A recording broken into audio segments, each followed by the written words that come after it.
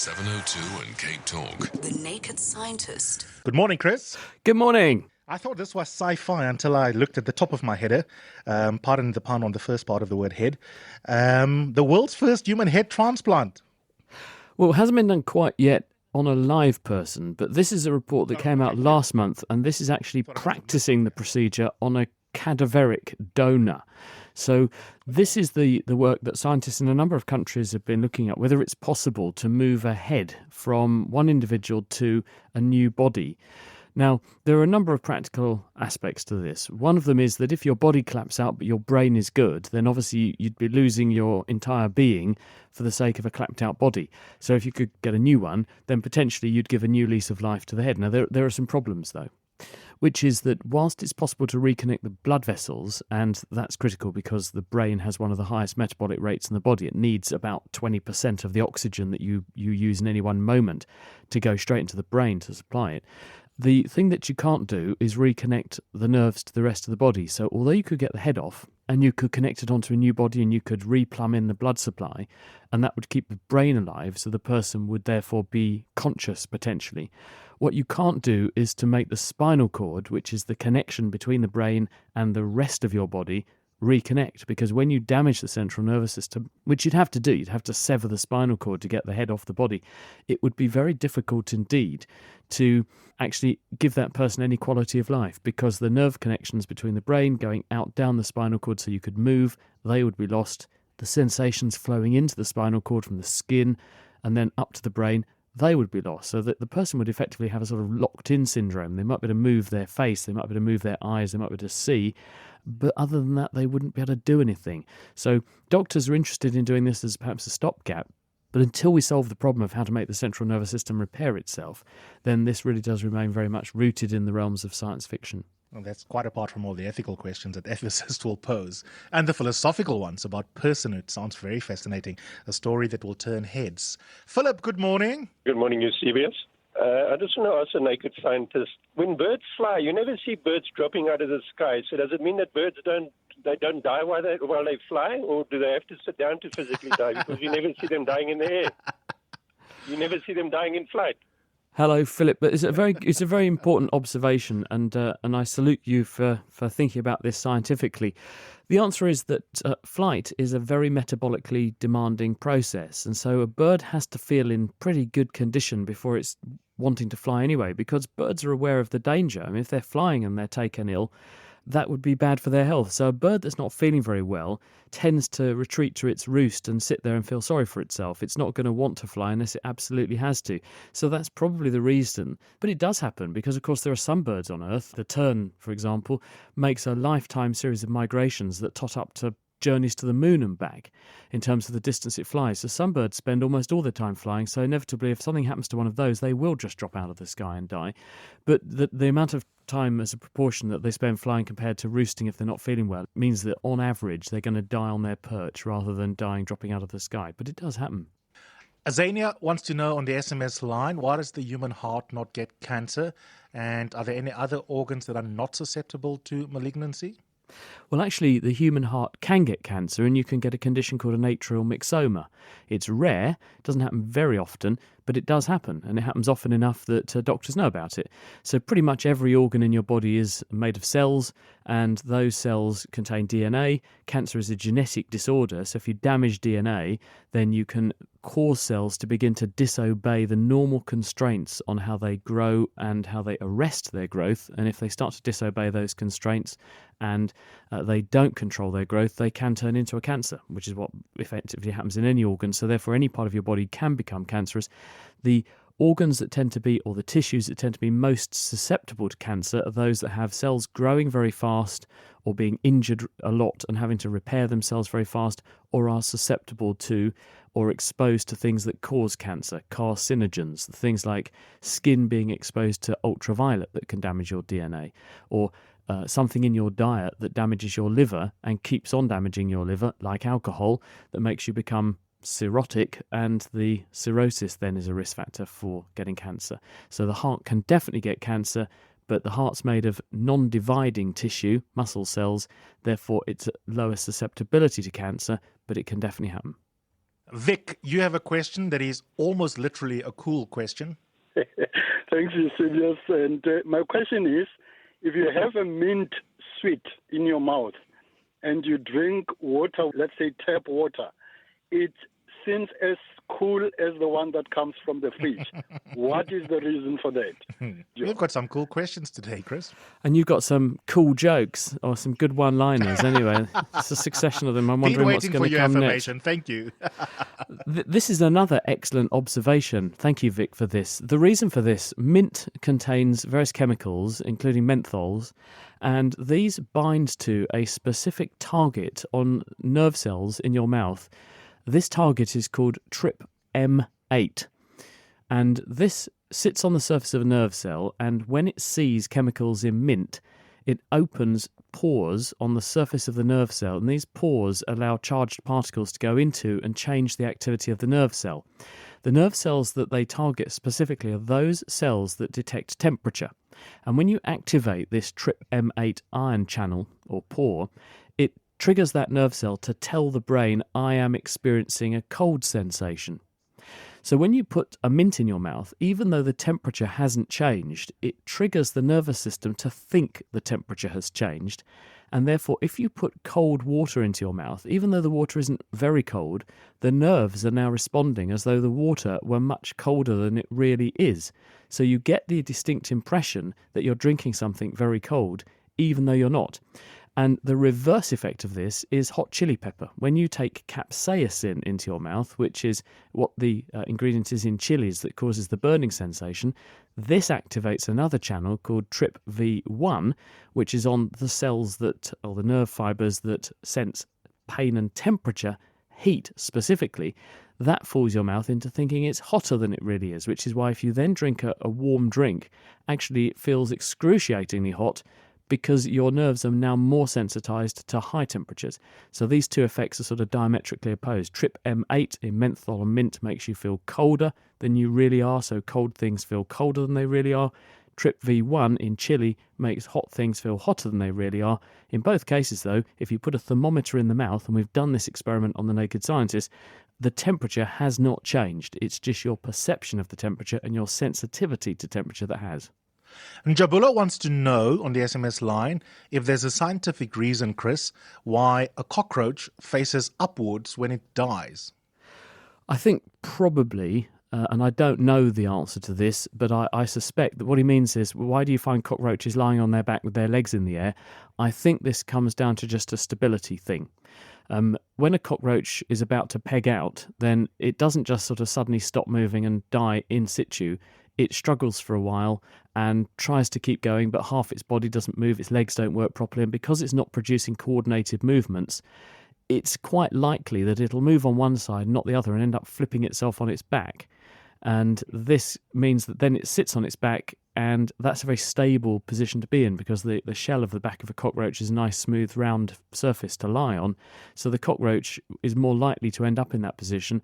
Also, it might get rigor mortis as it dies, and this is where some of the muscles stiffen and extend, and so it might happen on one side of the body before the other, and that asymmetric force flips the cockroach over. But then again, once it's lying on its back, that's a very stable configuration, so there's nothing now, no other legs, no other movements that are going to ping it back the other way, so you're more likely to find them pegged out dead on their back than sitting on their legs. Mary, what is your question?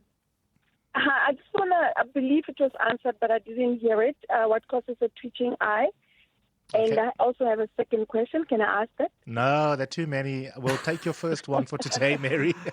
Oh, you're being a hard taskmaster today, Eusebius.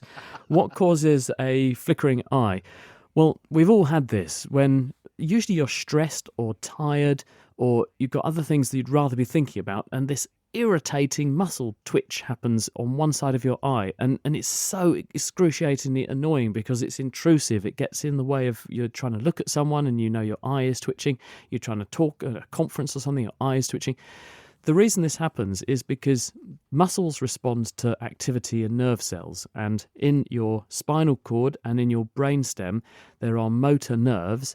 Those motor nerves send nerves out into the skin and then into the muscles underneath, and the muscles have different muscle fibers, and a nerve cell talks to a squad or group of muscle fibres called a motor unit.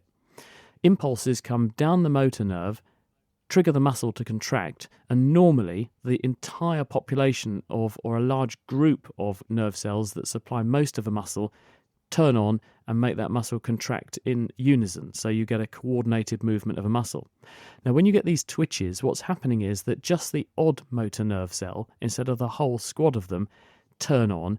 Some aberrant impulses come down the nerve and they make the muscle respond a bit, and it twitches.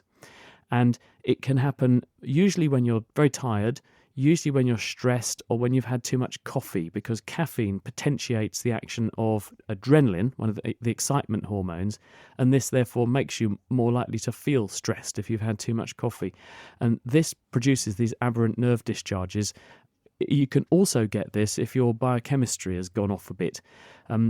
Chemicals like sodium and potassium and calcium are very important for the way that both the nervous system and your muscles work. And if the levels of those aren't quite right in the blood, it can make it happen, or more likely to happen. But it's much rarer for those things to go wrong than for you to have sleep deprivation or stress or too much coffee, which are the commonest causes. The good news is it's not harmful in the long term. The odd twitchy muscle happens to everybody, happens often, easily remedied by not doing the things I've said above. So a bit less stress, a bit less coffee, get some rest. It will go away. It's just very irritating when it's happening. It is the Naked Scientist. Is it Louise? Hi, welcome. Morning. I just want to know I had a prosthesis done 6 years ago, and I was born with small sockets and small hips, but they put the large one in. And I was in a lot of pain, so I went back to another doctor, and he put the scan on, and he found that the prosthesis was rubbing against the tendon. They did a revision, but not a complete one. They couldn't take it out. So I've had a lot of pain for 6 years. I want to know if they did an MRI scan, and they found that the muscles are damaged. So I want to know if I do exercises, will that help build up the muscle? Okay, Chris, can you help? Yeah, I'm sorry to hear about your predicament. Normally, when we sort things out with hips, then it's probably one of the most successful operations that, apart from cataract surgery, that a doctor can do, because we do hip replacements to relieve chronic pain. And we restore mobility and quality of life to people all over the world in the medical practice by doing this. So it's a real shame that it hasn't quite worked out for you, but it sounds like your case might have been a little bit more complicated. That this is an issue, that when you need to revise surgery, it can be a lot more tricky the second time. When you go into a pristine environment and put a prosthesis in, it's much easier to work with than when you have to revise things, because when you have to revise things, you're dealing with having to get the initial revision out. There's scar tissue. There's also other changes that have reactively happened in the area, and surgeons have to cope with all that. But surgeons are a bright bunch, and they should be able to work this out for you. I would certainly seek an additional opinion. But usually, if you have got some muscle wasting or muscle damage, physiotherapy is critical, because you can build up muscles and stabilise the joint with strong muscles, and this will maximise your potential to remain active. But I would certainly get an additional opinion, but physiotherapy and remaining active is critical, because the more muscles strength you have, that you will retain that strength, but also the range of movement. And that's critical too, because in order to actually have good quality of life, you need a good range of movement on the joint, and making sure you're able to stay active is going to ensure that happens. Thank you, Louise. Let's go to Greenpoint. Tim. Hi, Chris. Whenever we watch a documentary and people are in a submarine deep in the ocean, they always explain the water pressure. What would happen in theory if you took a human body to those depths? Would it just become paper thin? Well, remember that your body is actually full of water. 60-70% of your body mass is water. So we're a big bag of water, but we've also got other bits inside us that contain gas, like your lungs, for example. So when you're subject to extreme pressure, then a number of things happen, but you certainly wouldn't shrink and implode like a submarine. The reason a submarine implodes if it suddenly catastrophically fails at depth is because it is a steel or metal shell around a whole load of air, which has got the people in it. And it's the crushing of that air that causes the problem. The human body would still exist. It wouldn't shrink catastrophically under those pressures, but other things would happen. When you have excruciating pressure on your tissues, things happen to gas, so you would drive enormous amounts of gas into solution in your bloodstream, and that's why divers get the bends if they stay down too long and resurface too quickly, because lots of nitrogen gets dissolved in the tissues and the blood. That's a bad thing. But the other thing that happens is that under these exquisite pressures, proteins in your body actually change shape, and water is driven into the proteins that make up your tissues and your enzymes and your cell membranes. And under those conditions, the proteins don't work the way that they do at the surface. Now, animals that live at these extreme depths, like fish and other things, they have evolved special strategies. Either they make chemicals that go in their proteins and stabilize them and stop this happening, or their proteins are adapted so that they need to be bent and distorted by these extreme pressures in order to work properly. And that's why if you take a fish from these depths and bring it 7 kilometers to the surface, it dies. And part of that is because its tissues, the membranes and the cells don't work properly because the proteins are all going out of shape. Your body would not work properly at those sorts of pressures if you were acutely exposed to them, but you certainly wouldn't implode and disappear just like that. You'd still be the same shape, but your biochemistry wouldn't work very well. Elaine wants to know on Twitter, Chris, why is it that when touching extreme cold or ice feels as painful as when you are burnt with extreme heat? The nervous system is there to protect you. And one of the things it does is to give you a pain signal when you are doing damage to tissue. And extreme heat or extreme cold beyond the range at which tissue begins to be physically harmed, so you're literally breaking cells and releasing their contents, that will trigger pain sensations regardless of whether it's heat or cold. Chemicals will do the same thing. There are chemicals that can cause severe damage to tissue. They will produce also equivalent excruciating pain. So it's actually your body warning you damage is being done to your tissue. Now, the effect we were describing earlier, which is when you suck on a mint and your mouth feels cold, or you eat a chili and your mouth feels hot, there you're not actually damaging your tissue, you're just fooling the nervous system into thinking the tissue is at a different temperature than what it really is. But actually physically exposing a part of your body to an extreme of temperature is damaging tissue, because in the case of high heat, you are desiccating or drying cells, you're denaturing proteins and causing cells to become destroyed. That's damaging tissue. In the case of extreme cold, then you are freezing water in the tissue very fast, and that produces lots of very sharp ice crystals that rupture your cells and make them go bang, and as a result, you're damaging tissue. So in those cases, it's extremely painful to warn you. Don't do that. It's not a good idea. Sout or Sout, hello? Hello. My question is, science says that energy can neither be created nor destroyed. Now, I want the scientists to explain, how is this? Does that mean we have the same quantity of energy at any given time? Essentially, yes. When we started the universe, the Big Bang was a lot of energy, and the energy got converted into matter, material. And that's because, as Einstein told us, E, energy equals m mass times c, the speed of light squared.